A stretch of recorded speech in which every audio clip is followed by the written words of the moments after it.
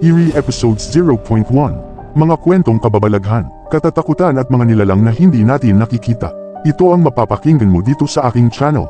Kaya sit and relax, at makinig sa aking mga kathang-isip na mga kababalaghang kwento. Salamat sa pakikinig. Kung nagustuhan mo ito, huwag kalimutan mag-like and subscribe.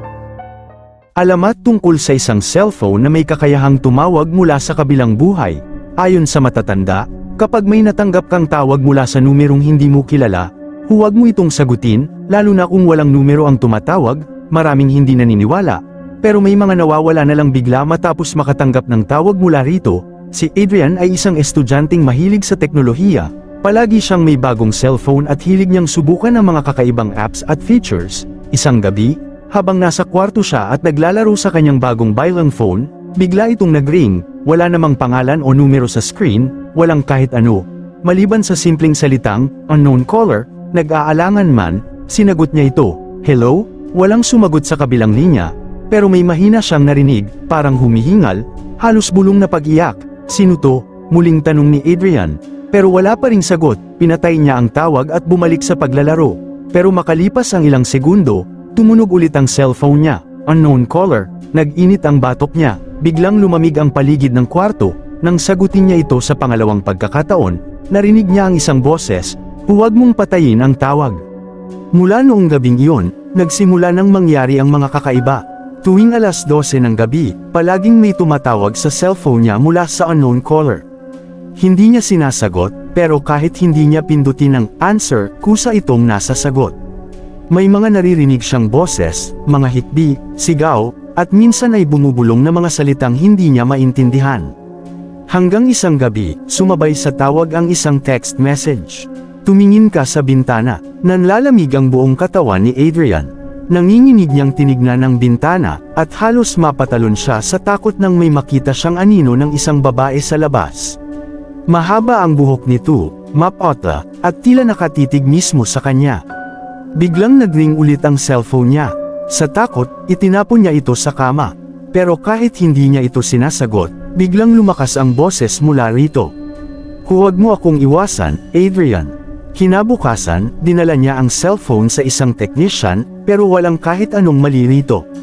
Normal daw ang lahat, pero hindi siya nakampan. Sinubukan niyang i-research kung may iba pang nakaranas ng ganito, at napadpad siya sa isang forum kung saan may mga taong nagbahagi ng parehong kwento. Isa sa mga lumang post ang pumukaw sa kanyang pansin. Kung may tumatawag sa iyo mula sa unknown caller, huwag mong sagutin. Kung nasagot mo na ito, hanapin mo ang taong tumatawag sa iyo bago niya mahanap ka. Dahil sa takot, sinubukan niyang alamin kung sino ang babaeng tumatawag sa kanya. Nalaman niya mula sa isang lumang balita na ilang taon na ang nakalilipas. May isang dalagang nagngangalang Liza na nawawala matapos makatanggap ng tawag mula sa isang hindi kilalang numero. Ang kanyang cellphone ang natagpuan sa isang masukal na bahagi ng gubat. Nasa inbox nito ang parehong mensahe na natanggap ni Adrian. Tumingin ka sa bintana. IV. Ang walang hanggang pagtawag. Hindi alam ni Adrian kung anong dapat niyang gawin. Hanggang sa dumating ang isang hating gabi kung saan muli siyang nakatanggap ng tawag. Unknown caller. Sa pagkakataong ito, hindi na niya kayang labanan ang kanyang takot. Napilitan siyang sagutin ito. Ano bang kailangan mo sa akin?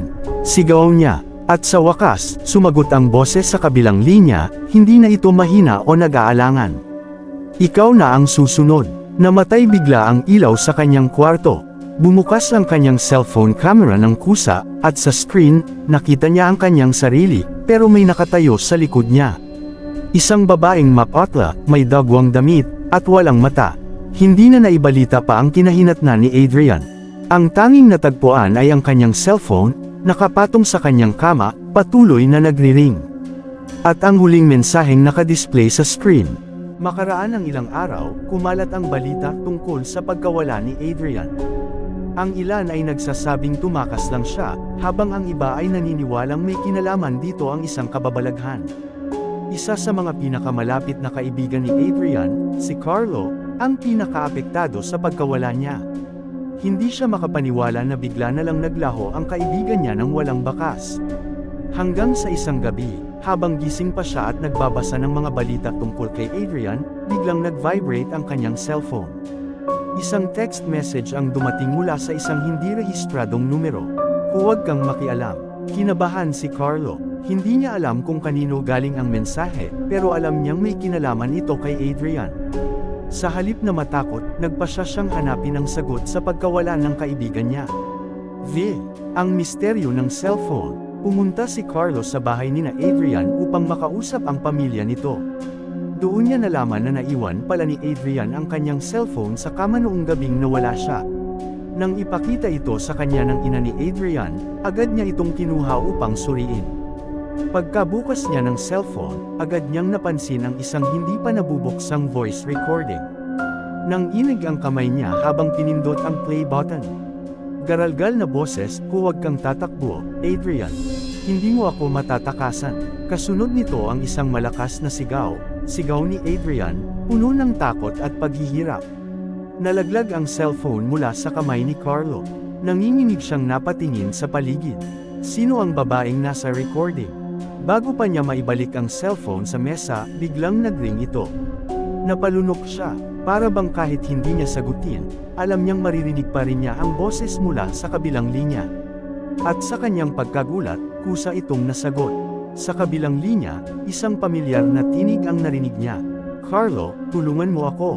Boses iyon ni Adrian. Nanlaki ang mga mata ni Carlo. Adrian, saan ka?